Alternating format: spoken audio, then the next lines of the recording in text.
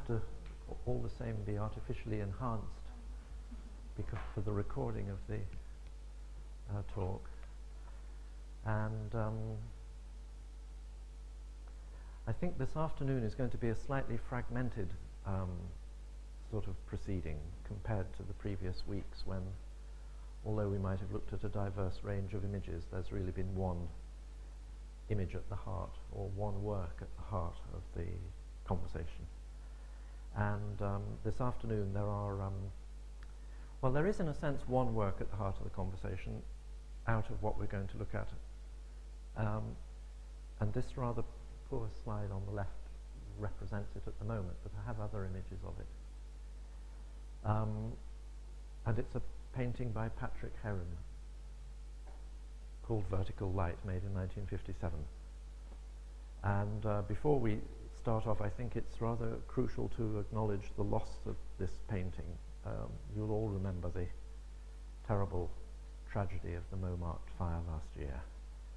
And you probably read in the press that Heron was amongst those artists most cruelly treated by fate in the loss of his works. And this painting was amongst them. And it's a painting that I can talk about with a certain degree of attention, because I had opportunities to see it quite a lot. So I'm going to come back to this painting towards the end of the talk. But it's there as a sort of motif to start with, representing, as it does in its title, something to do with light, and a very great deal to do with painting. And the endeavour today is to address aspects of abstraction, which is what I think is going to lead to a slightly fragmented sort of series of reflections, since the enormous proliferation of abstraction, explicitly abstraction since the early part of the 20th century, but implicitly abstraction within painting for much longer than that. Hello. It's fine, come on in. Means that abstraction is very far from a sort of homogeneous condition in some sort of opposition to figuration. And but at the same time, I have to admit, because I'm not a competent art historian, that as an artist I'd rather present a series of images that address the abstract, that have a particular effect or hold on me. So this is by no means, there will be a vast number of omissions from this selection of works, but they're not omissions in the sense of missing a history, because I'm not trying to describe a history. I'm more trying to hint at a fairly broad range within what might look like a rather limited set of visual languages, but a fairly broad range of really quite diverse conditions that lead to paintings that don't resemble anything directly in terms of representing an object already in the world. When I was a schoolboy, I remember an art teacher, not my final art teacher, who I have everything to thank for actually, but an earlier art teacher, explaining to us that there was figurative art and there was abstract art, and it was as simple as that. And that abstract art basically was quite literally abstracting, a kind of simplifying of appearances. And I think he demonstrated this by drawing by holding up a picture of a chicken or a cockerel, I think, with a sort of plumy thing. And then by degrees drawing it over and over again, and each time he simplified it until it became an almost unrecognizable design, you know, of curves and triangles and points and things like this. And even though, as we saw in the second week Malevich had presented the world with a completely monochrome painting in 1917 or 18, some at least say 50 years before my teacher was telling me this. There was no register in his sort of visual realm of a kind of extreme non-figuration that was nothing to do with simplifying the appearance of objects in the world.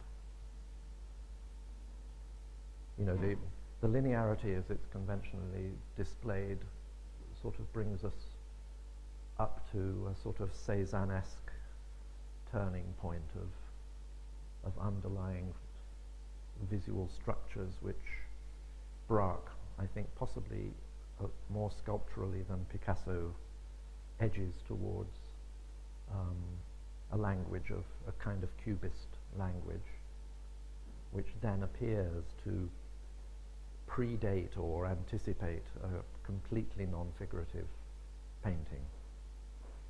In fact, I don't think the linearity really works that way. It's certainly a route into geometrical abstraction. But Malevich's arrival at the black square or white on white, I think owes nothing to a process of simplifying the appearance of something in the world. It's much more dramatically registered, I think, in relation to something like the geometric presences within the Byzantine icon, for instance, and certainly the intention, I think, is towards a kind of contemplative object, which we'll touch on a little later.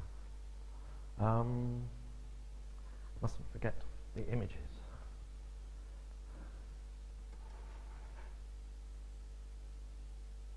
Oh yes.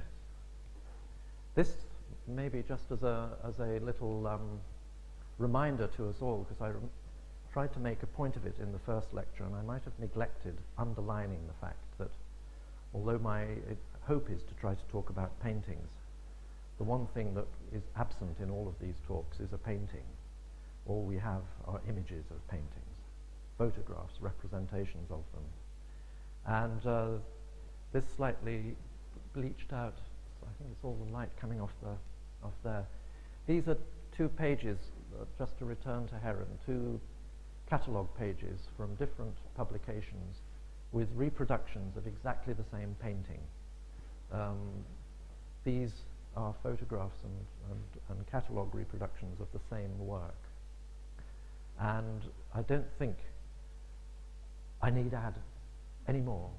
You know, we cannot take what we're looking at this afternoon as anything other than deeply imperfect approximations of what I'm trying to draw our attention to. And there we have it.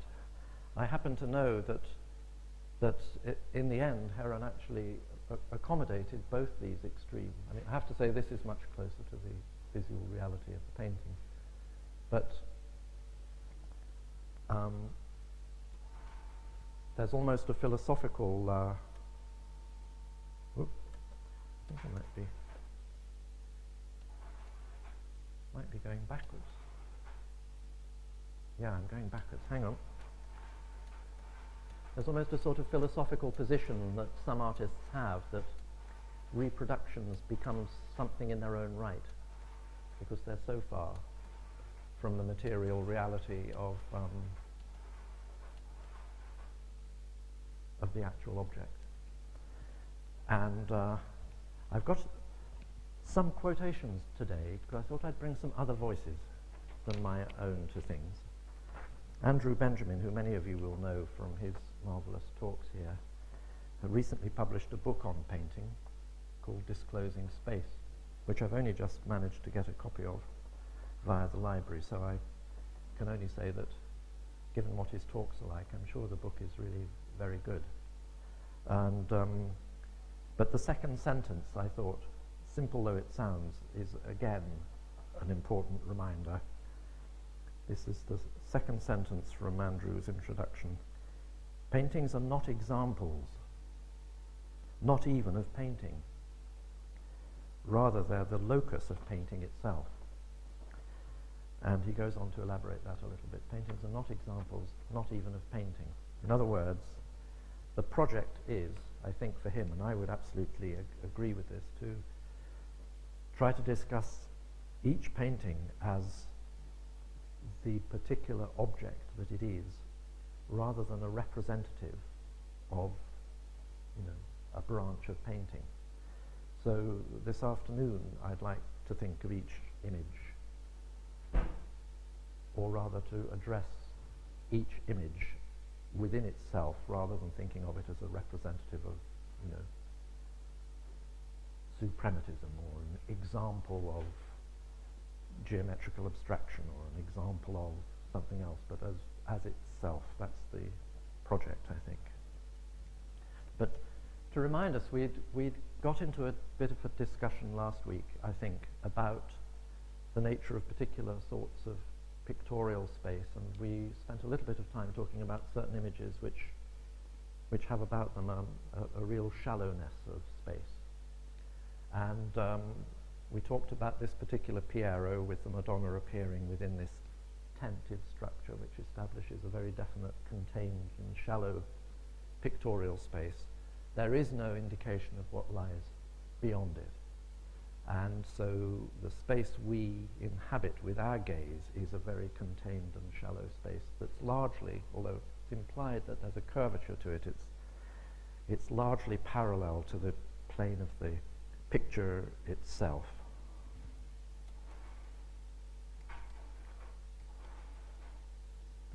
And we looked at this Gerhard Richter painting, Betty, and noted that she's not turning away from the camera to gaze into a distant dark sky, for example, but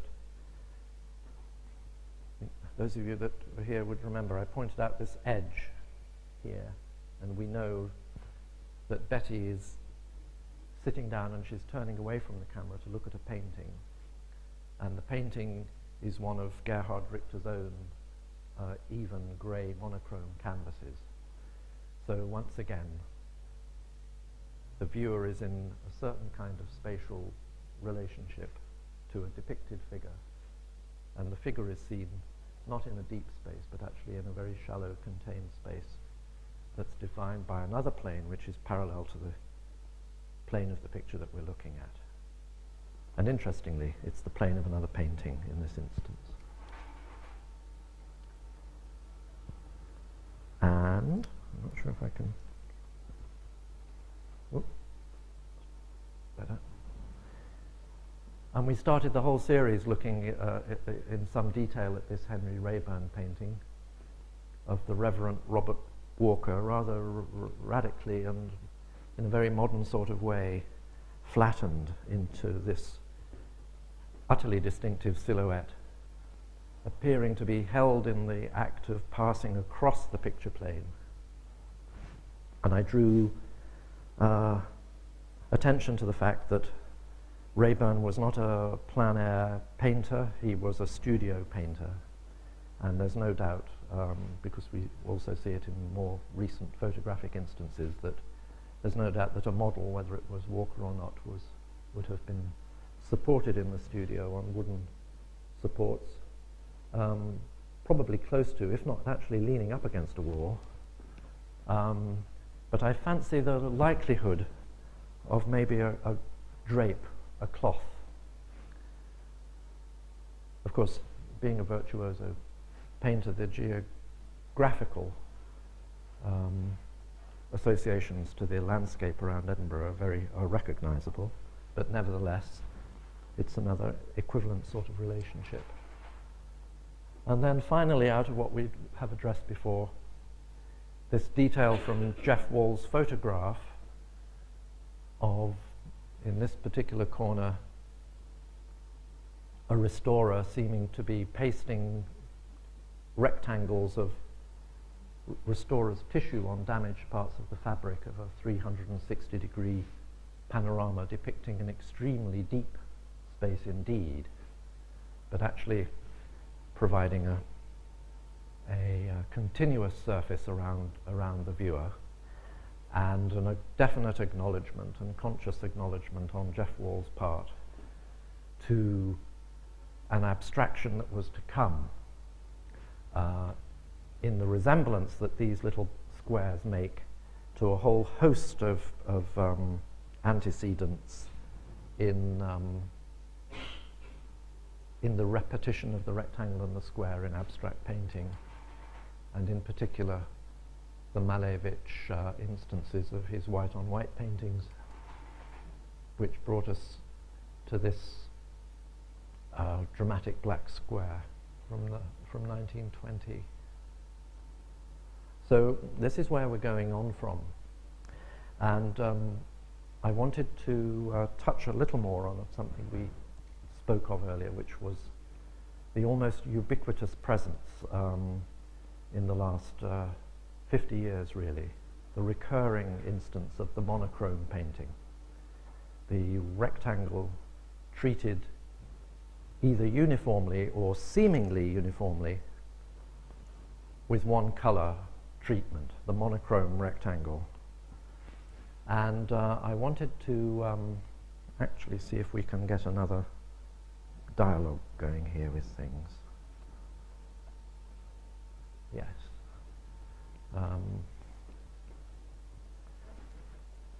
This is the painting that Barnett Newman regarded as his first painting. Another book I'd like to recommend on top of Andrew Benjamin's Disclosing Space, on painting Disclosing Space, is a book called Art Matters by a terrifically interesting writer and thinker called Peter de Bola. That's D-E and then second part of the name B-O-L-L-A, Peter de Bola, Art Matters. And in it he has a terrific chapter on Barnett Newman, and it begins with an anecdotal background to the painting of Wanment, which is the title of this small work made in 1948. This is late 1920s, so getting on for maybe 30 years after Malevich had made this black square. And I'll just read this briefly in Peter de Bola's words. On January the 29th, 1948, the day after his 53rd birthday, the New York painter Barnett Newman completed what would become his, in quotes, first painting. It measures 27 inches by 16 inches. It's quite, if you've seen this work, it's a modest size of painting. He then goes on to point out that Newman had started painting 26 years before that, but had reached a point of really stopping making paintings at all for about 4 years before arriving at this painting. And then he points out, quoting Newman's words, he felt the canvas was less atmospheric than his previous paintings had been. And that meant that, and these are his words again, that it didn't take anything from what Newman called external nature as its subject. It enabled him, and this is Newman again, to realize that I was confronted for the first time with the thing that I did. I suppose he means rather than a thing that resembled something else in the world, this was the thing that he did. And then de Bola points out that that Newman spent 8 or 9 months just in the company of the painting before really anything else happened, just trying to come to terms with the potential of what he'd happened upon.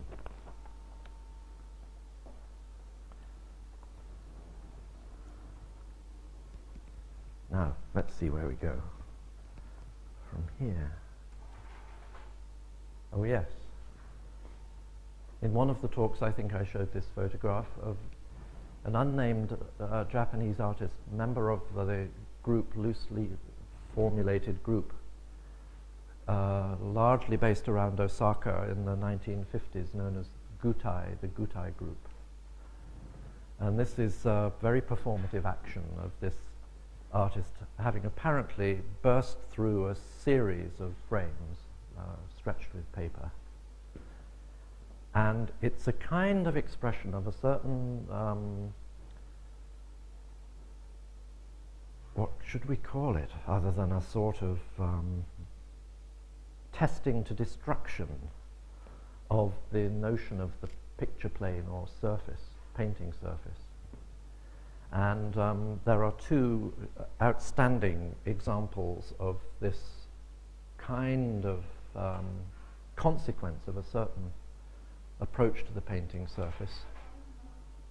And one of them we find in Yves Klein, who here you can see Klein has actually cut rather raggedly and rather horribly, I think, a sort of parallelogram out of a canvas. You can see in the top right-hand corner clearly the corner of the canvas with its wedges knocked in. So he's looking from the front of the painting back through it. In other words, for all its sort of theatricality, he's actually looking at the painting from the right side. You know, he's looking at the painting from the front, but passing, as it were, straight through it.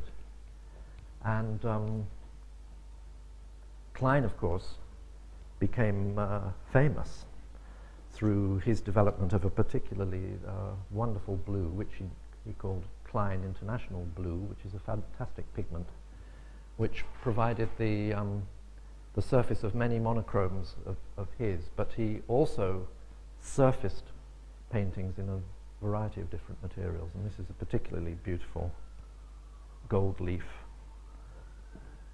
which I think we might have a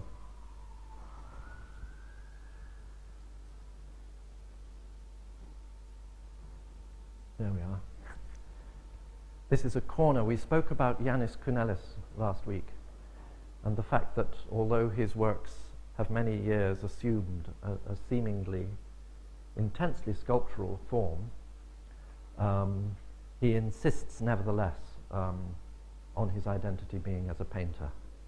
I went to a very interesting talk by him and Rudy Fuchs, the curator and writer, at Modern Art Oxford last week, in which once again Kunelis declared, "I'm a painter."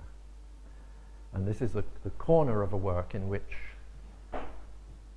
rather in the manner of the Yves Klein, the entire wall is covered in gold leaf, a gold leaf surface, accompanied by a paraffin lamp and Kunelis' sort of signature of this particular hat and coat. One way I think we might understand Kunelis in this way is in terms of image making, that he is very much an image maker, and he spoke very personally about the fact that he feels, he said rather jokingly, now I'm older, I don't mind where you can just stand and look at it. You don't have to walk around it. There is, this is a little aside. I hope you don't mind this sort of style of proceeding, but we talked about this last week in terms of his stated association between this work, the attachment of the horse to the wall, as being related to ways in which the image of the fresco is attached to the fabric of the wall. But this is a photograph taken of two adjoining pages from the catalogue, which explains the theme of the large new work that you can see in Oxford if you go to see the Kunelis exhibition, and I do recommend it, in which this group of steel crosses, crucifixes, with an attached third post, stand like half-raised crosses, really, on this floor of kilim rugs, Turkish kilim rugs. And he talks very much about the cultural conflict, which the work clearly suggests. But he talks also about the crosses being a kind of graffiti across the sensitive skin of carpet. You know, he uses the most extraordinarily unexpected words about objects and materials. You know, graffiti across the sensitive skin of the woven fabric. And in this way, I think we can see the rather there's an extreme sort of poetry at work in the way that he kind of unhinges something out of painterly image making and draws it into 3 dimensions in this rather radical way. And this is it's very disturbing, the physicality of these heavy metal angles when they make contact with these beautiful, delicate surfaces. Interestingly enough, Kunelis also acknowledges a certain, I think I explained, he grew up in Piraeus, with the port area of Athens, now lives in Rome. And there's very much a sense of him feeling himself having been close to an edge between East and West, and a place of commerce and trade and materials and goods passing in different directions, but also towards other sorts of iconographies. And I think his use of gold leaf, for instance, is very, very definitely acknowledges a sort of icon origin, a sort of Byzantine origin. We also spoke about this painting last week. Thus I managed to get a reproduction of the painting rather than the study of the painting. And we noted, in common with the other examples we were looking at a few minutes ago here, the shallow fabric of the space that this particular Valpinçon bather inhabits. But I want to imply that there is a certain resonance that is possible to experience between certain paintings that would appear to be within the extreme monochrome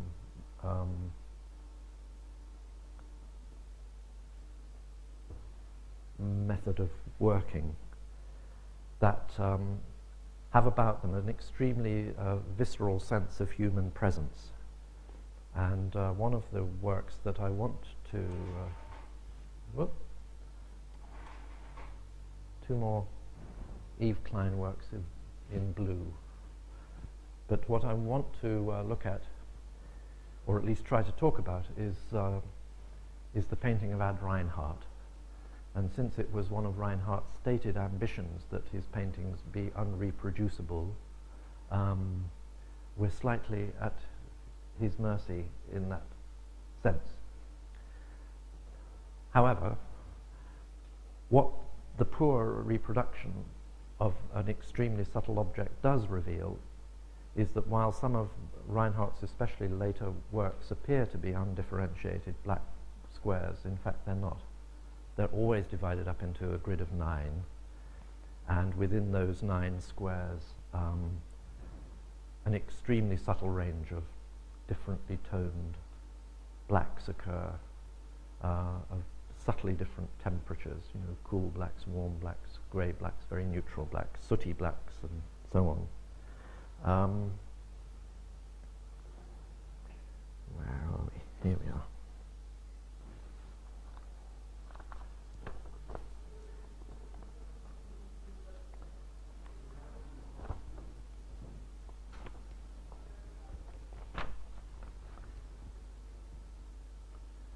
This is an earlier Reinhardt. I think I mentioned to you an exhibition at the Gagosian Gallery in Britannia Street at King's Cross at the moment. And there is a small upright Reinhardt painting there, which is in reds, but in which this particular kind of interlocking geometry appears. And if you've seen that painting, which looks like you have, I think you'll agree that the impossibility of the reproduction of the Reinhardts is not only due to the fact of them having these fantastically subtle tonal and colour relationships in them, but the fact that the surface of the paintings is unbelievably beautifully soft and even and finely finished. I mean, it's a very, very beautiful, even surface, which he strove for. And having arrived at the 9-square painting structure, he defiantly embarked on a sort of polemic in support of his position, in which he completely justified or stated a justification for making the same painting again and again and again with the same certainty, with the same degree of rigor, with the same application of studio work, and that the whole notion of a kind of progressive development evaporated for Reinhardt completely.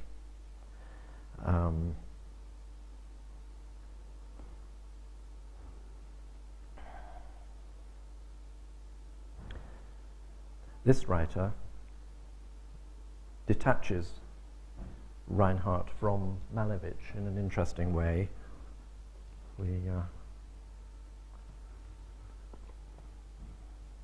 As the severity of the last paintings has diverted us, he's becoming encumbered by a heritage that places Malevich and Mondrian as precursors to him, and minimalists as heirs to him.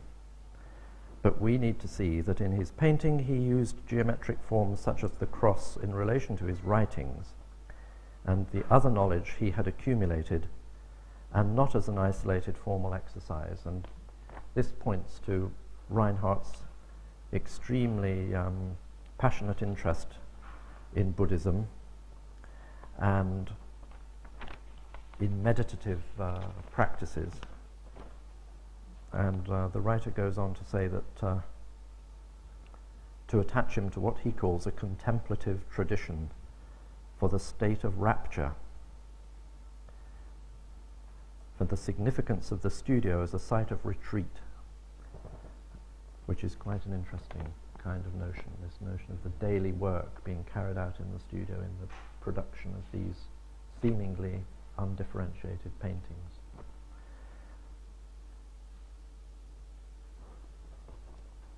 If you want to look more into the more interesting aspects of Reinhardt, then I think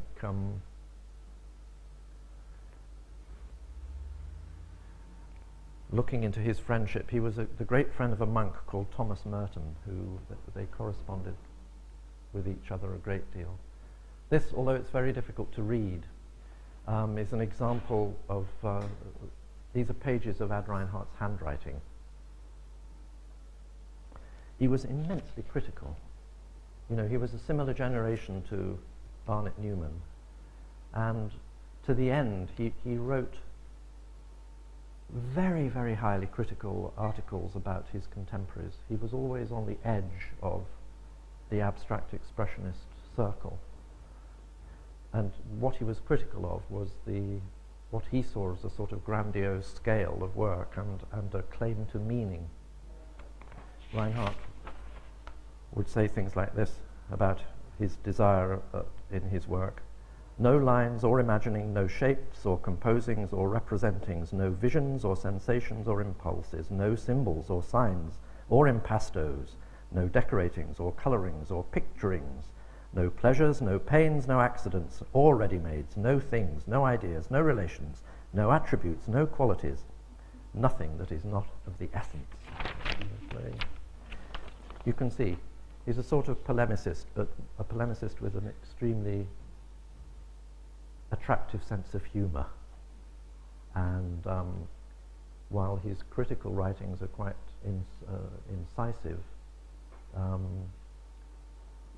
he was equally sort of rigorous on himself. There's a very, very amusing self-interview in which he is completely monosyllabic in the face of his own questions about what he does. A sort of extraordinary figure. Anyway, I wanted to show you this little extract of his handwriting because Bridget Riley met Ad Reinhardt And in an interview, she talks about him sending her a postcard a few days later in what she, if I can find it, in what she describes as his own inimitable handwriting. And, oh yes, here we are. Here we are. This is Bridget Riley writing, or being interviewed. She's being asked about questions to do with abstraction, and she points towards the geometry of Islamic decoration. She says,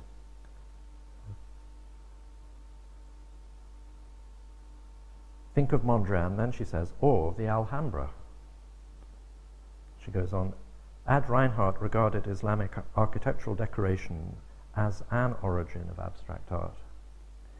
After we met, she says, at the Responsive Eye exhibition in 1965, he wrote to me in his inimitable handwriting. And this is what he wrote. You know, this is Reinhardt to Bridget Riley. You know, don't you? We belong to some family of artists, same one. Not Chinese or Indian or Japanese or Italian, maybe Muslim, that non-figurative Arab and Persian crowd.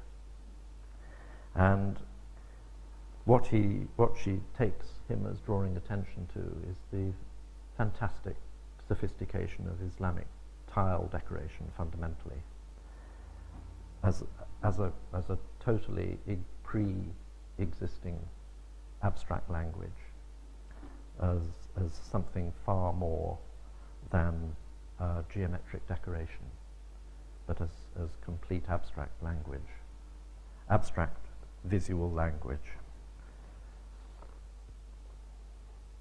We're going to look at Bridget Riley again in a minute, but to keep...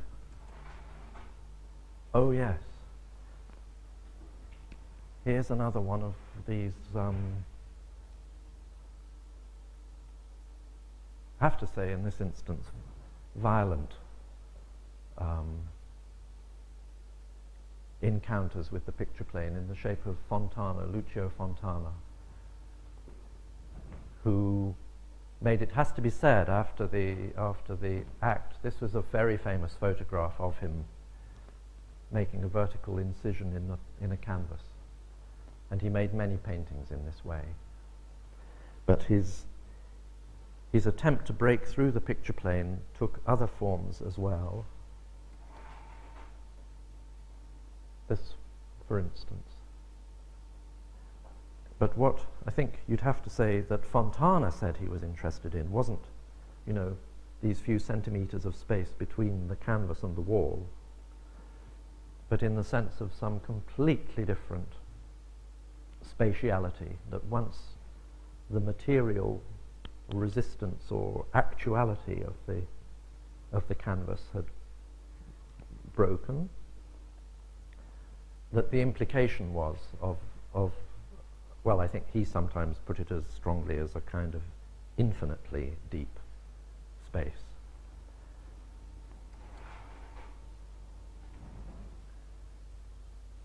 Others closely associated, a slightly younger generation, more a contemporary of Klein, really, Manzoni was often kinder to in his disruptions of the picture plane with fabrics and other materials.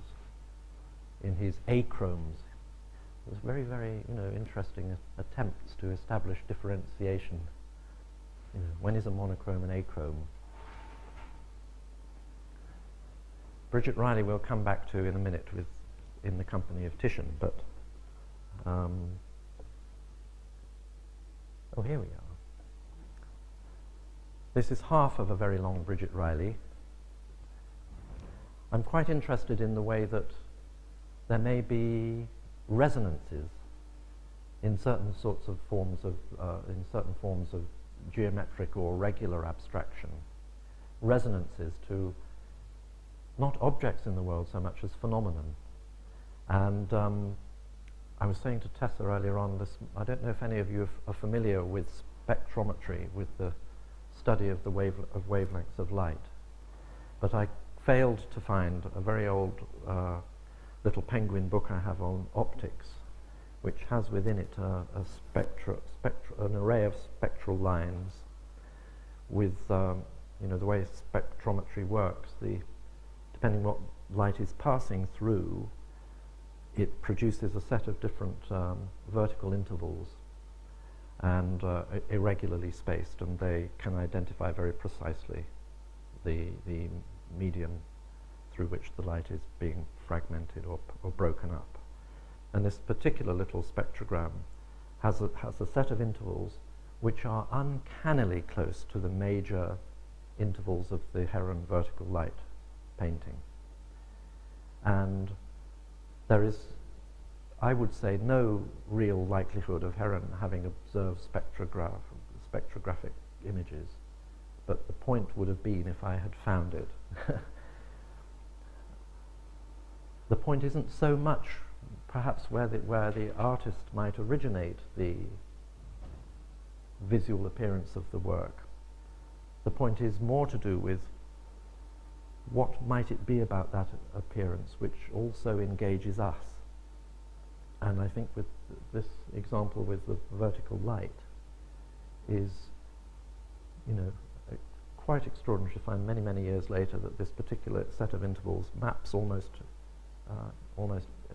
directly onto an observable natural phenomenon.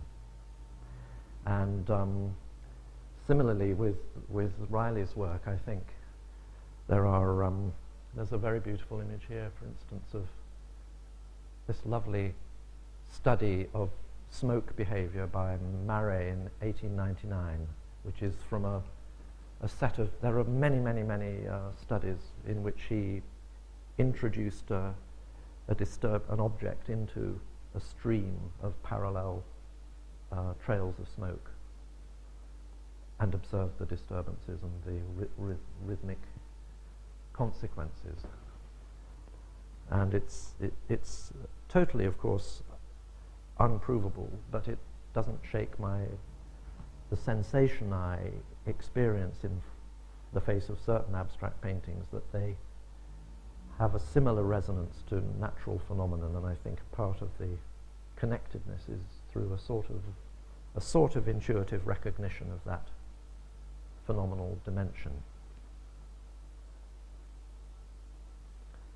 Oh, yeah, wrong way. Let's just stay with Riley for a minute. And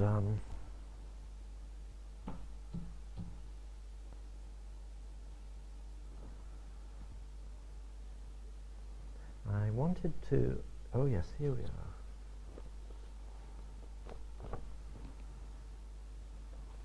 Just some words. Bridget Riley writes extremely well, and you probably all know about painting her own and other people's. And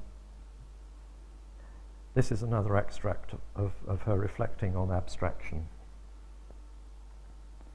And the reason I wanted to include it and then go on to the Titian is because I think it's not to be forgotten that this notion of the abstract as fundamentally underlying painting is equally present in figurative painting and is not the exclusive domain of non-figurative images.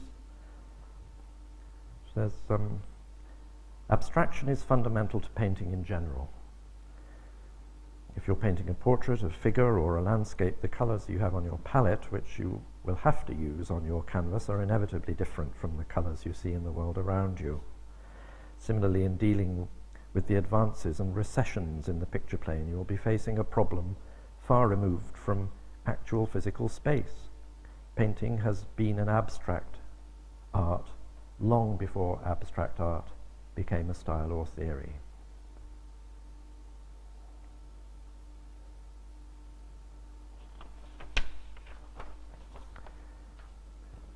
Now, when it comes to figurative art, there are a few artists who write better than Bridget Riley does. And here I have, I think, 1, 2, 3, 4, 5, 6, no fewer than 7 pages of of commentary on this one painting by Bridget Riley. I'd like to just read you a little bit about just one paragraph of it.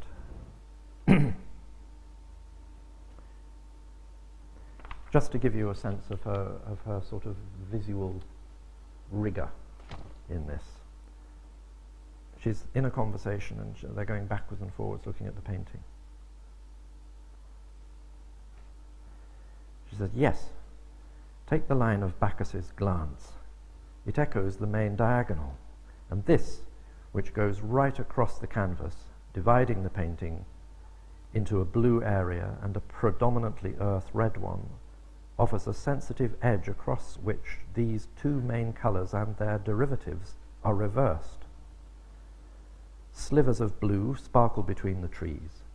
The paler shades of the clouds are suggested in the dress of the girl with the tambourine. A full, strong sky colour reappears in the skirt of the woman with cymbals. And at its most intense, the blue culminates in Ariadne's clothes. Conversely, the reds, at their earthiest and heaviest, are reserved for the snake-bearer, who sets off a major colour echo in the autumnal tree above.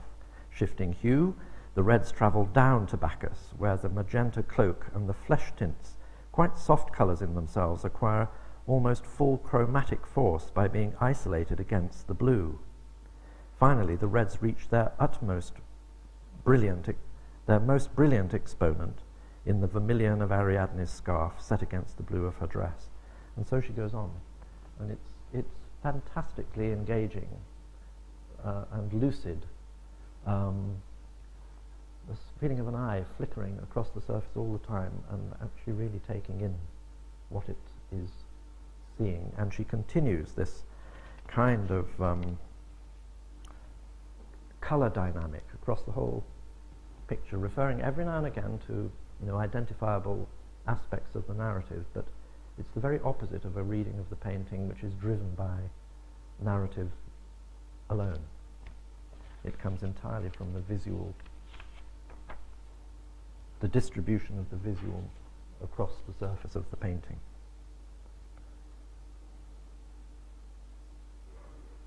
So,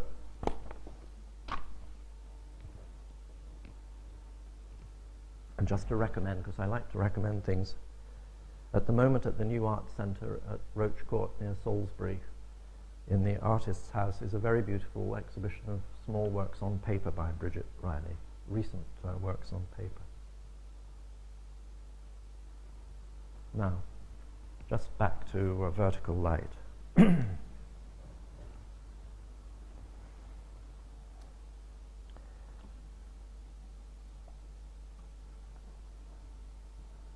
Vertical light.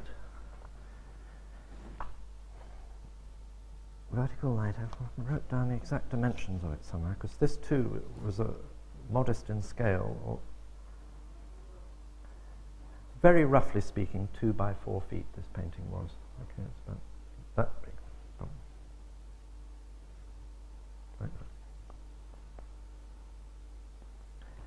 And Heron spoke about the painting of this work.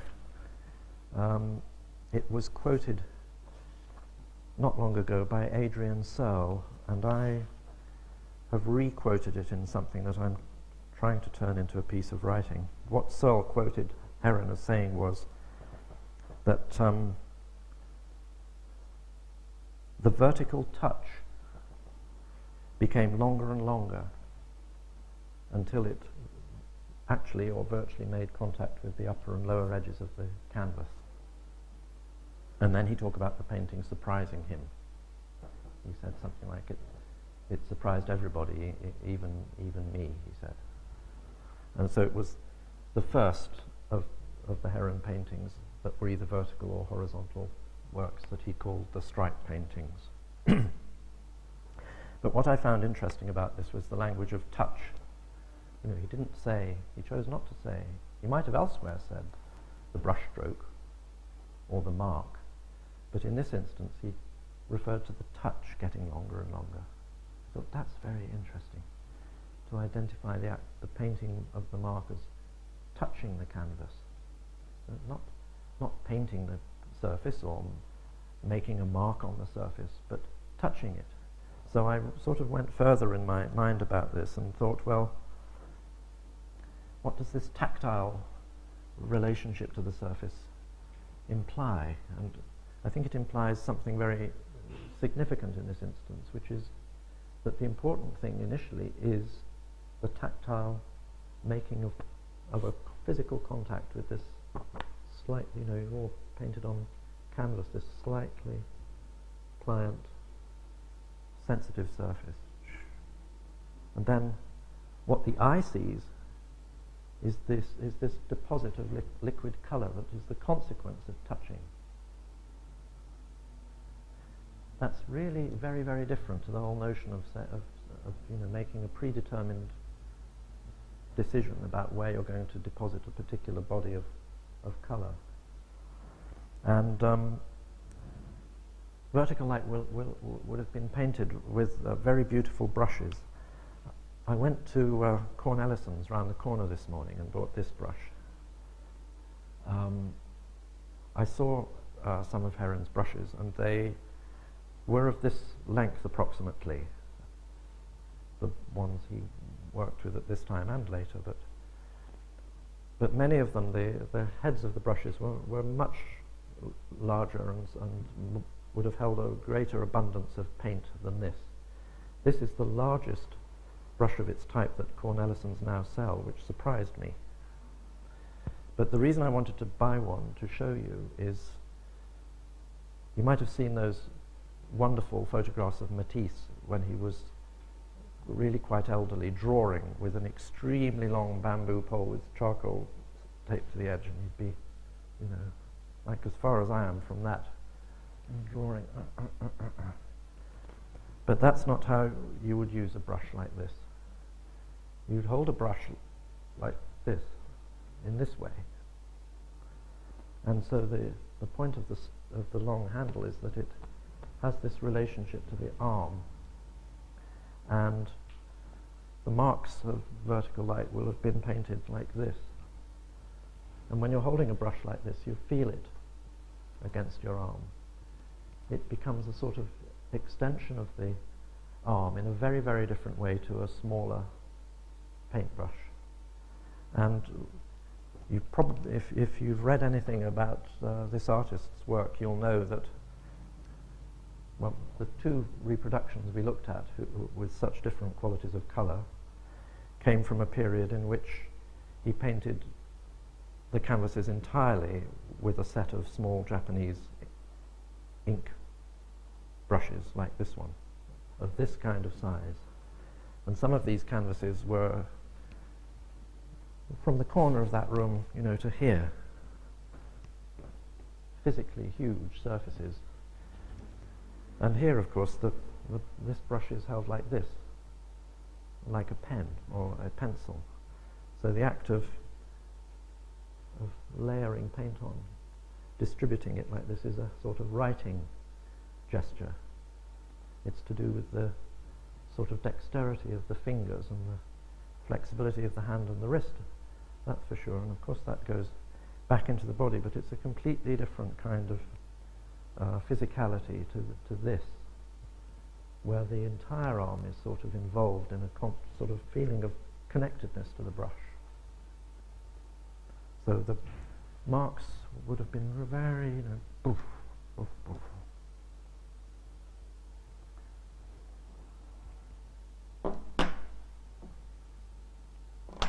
You can probably tell from all of this, as someone who himself was a painter, and for other reasons, I think slightly different reasons to Kunelis, think of myself still as one, that I'm on the verge of starting painting again. I will have to, having bought this morning. I've never actually painted with a brush like this myself, but I've observed it.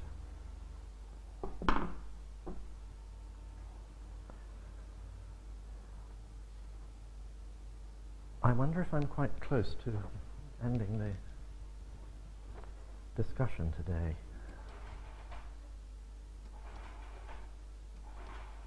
Yes.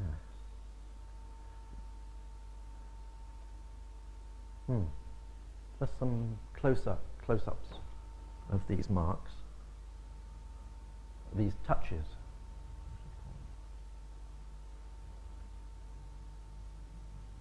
This is the central area where I kind of imagine it might have all begun.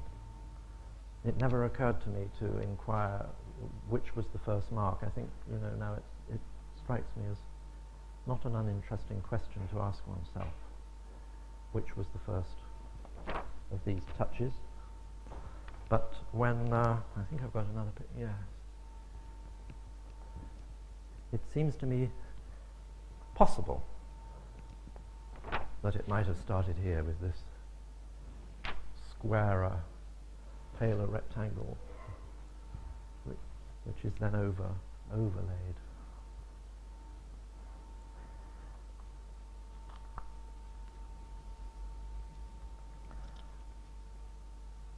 I think I might call it a day there.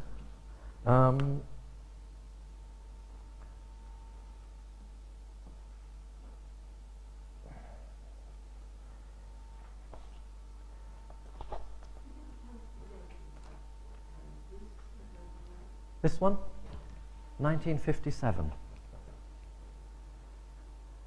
I think it became his method at a certain point to include the date in the title. So I think its formal title is Vertical Light, March 1957.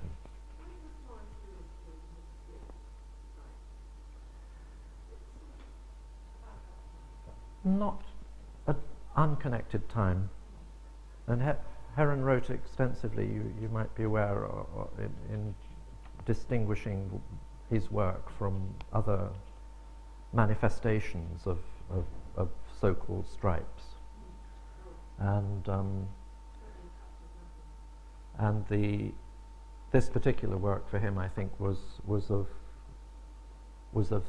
signal importance, because it was the first point at which he, in his own practice, arrived at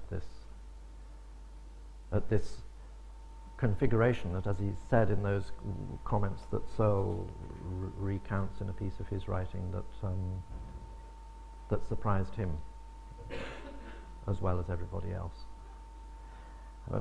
I think it's an aspect of this dimension of abstraction, really, that maybe I wanted to try to arrive at an end, which is a sort of, it's a non-geometrical form of abstraction, but which is, I think, equally radical in its formalities. But it's not driven by design, if you like, in Reinhardt's manner of arriving at a particular subdivision of the square, which he then worked with continuously. Other painters, of which Heron, I think, is a very strong example. There is, were you here when I talked about the Rayburn and I had that little photograph of the last unfinished painting? Does anybody remember that? Because I showed a little black and white photograph of the last Henry Raeburn painting, the painter of the skater that we were looking at, which makes it completely clear that what was said about Rayburn is true. He didn't draw the figure and block it in with tones and build up underpainting and so on. He literally started painting the face and worked out. Boom, boom, boom. Incredible virtuoso act of relating observation of the scene, of the sitter to the image. Direct painting, boom. En face painting, sometimes called. And at this time, I think, Heron was painting directly, not designing, not sitting down and saying, well, we'll divide the canvas up into this vertical rhythm and then distributing the color, but literally beginning this process of touching color to the surface, and being involved, I think, in an extraordinarily intuitive series of actions in which the eye is responding backwards all the time to the hand, and the decisions are being made with extreme spontaneity. And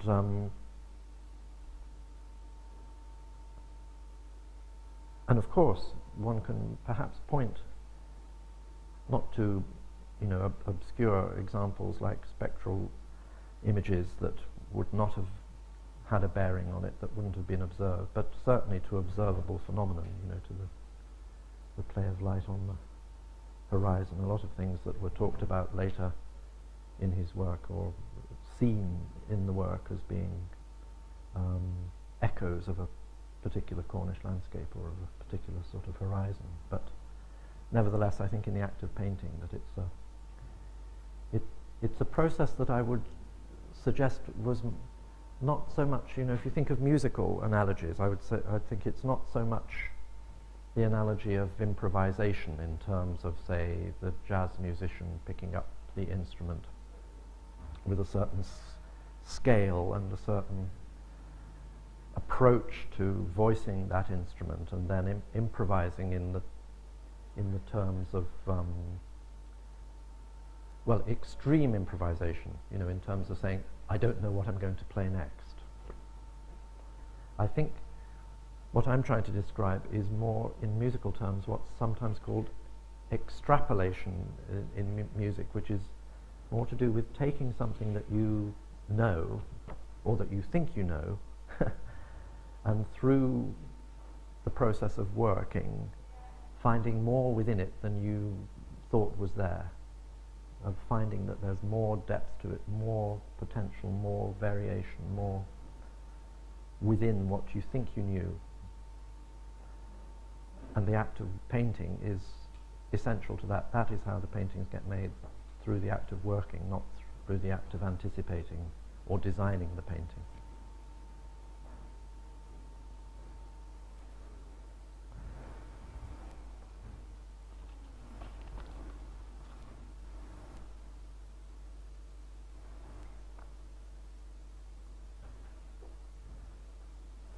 Here we are, one little quote.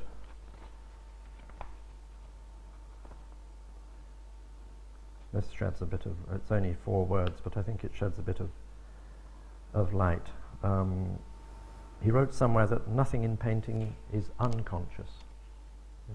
Not this act of saying, oh, I don't know what's happening.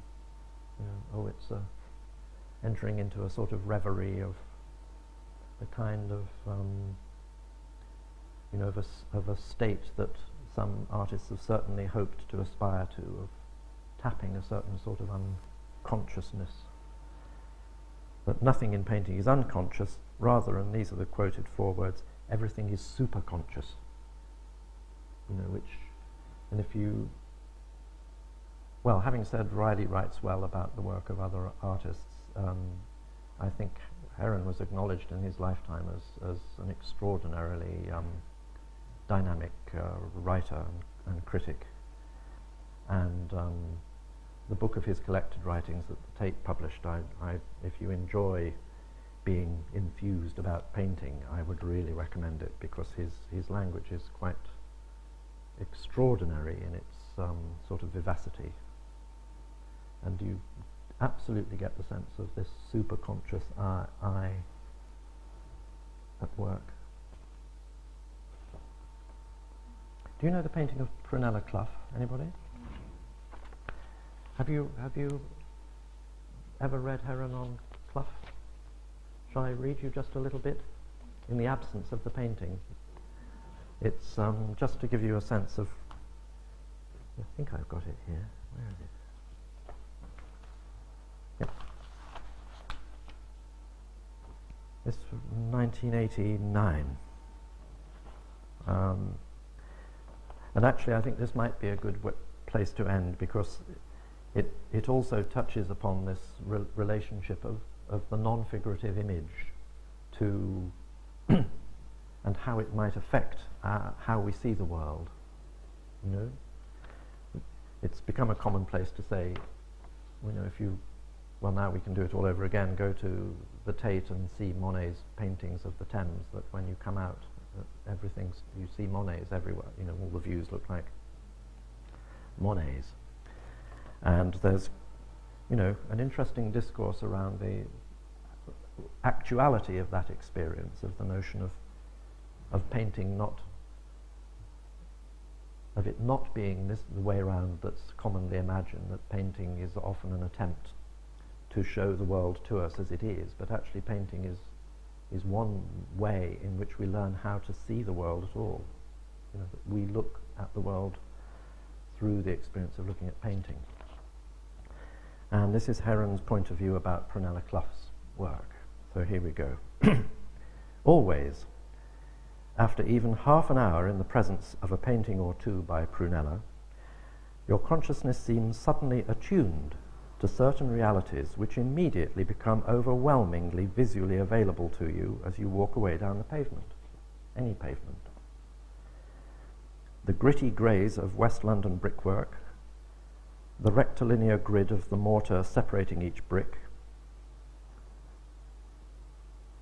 in such a way that the horizontal and the vertical channels of the cement meet at right angular T-junctions, of which the actual 90-degree corners are slightly rounded, brackets, very Clough-like, end brackets, the regular rows of punched-out holes in an old metal grill at your feet, the sudden surprising organic irregularity of 7 blades of grass erupting in the crack between 2 paving stones, the metal sharp edge of a worn, square-round stud which almost hovers above the granular landscape of disintegrating square yard of old tar macadam at the pedestrian crossing.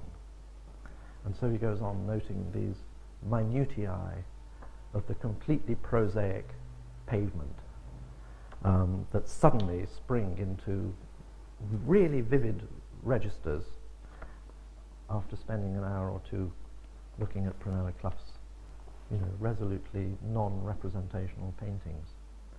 And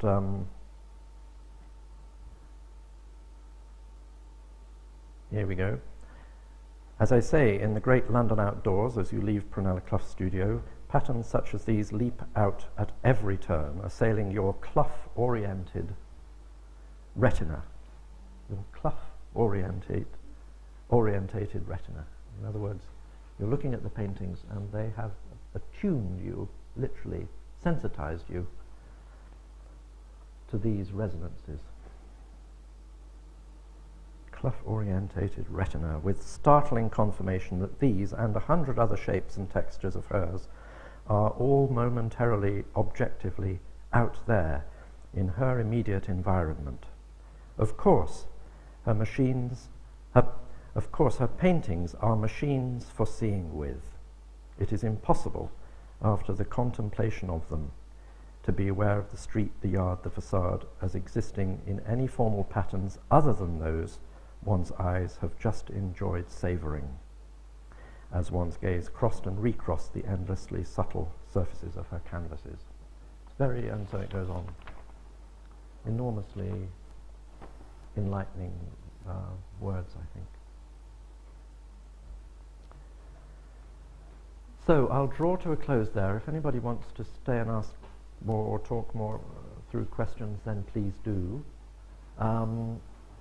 This is the 4th out of the proposed series of 6 talks. I think the last talk is going to be an attempt at something of a bringing together of all 6, of all preceding 5 talks.